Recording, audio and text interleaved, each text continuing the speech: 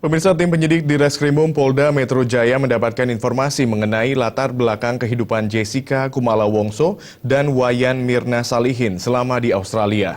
Informasi ini didapatkan dari otoritas Australian Federal Police untuk mengungkap kasus kematian Mirna. Kapolda Metro Jaya Irjen Pol Tito Karnavian menjelaskan kerjasama Polda Metro Jaya dengan Kepolisian Federal Australia AFP terkait kasus kematian Wayan Mirna Salihin.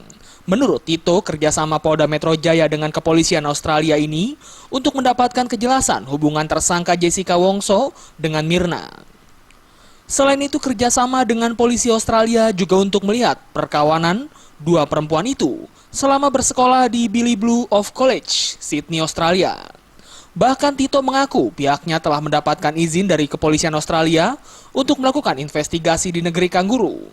Dari kerjasama itu, Tito mengaku di Reskrimum Polda Metro Jaya sudah menemukan data terkait hubungan Mirna dan Jessica. Namun Tito masih merahasiakan temuan apa yang sudah ditemukan oleh tim penyidik. Kita menghubungi Kepolisian Australia untuk melihat bagaimana hubungan ya antara Jessica dan Mirna dan teman-temannya lainnya.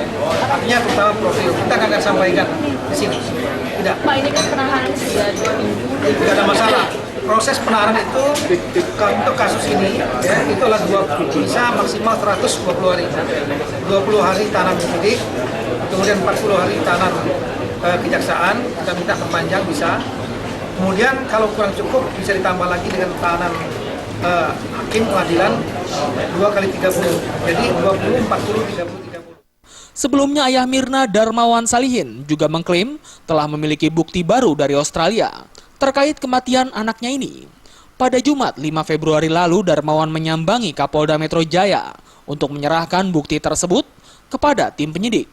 Namun Darmawan bungkam saat ditanya awak media perihal bukti yang ditemukannya itu.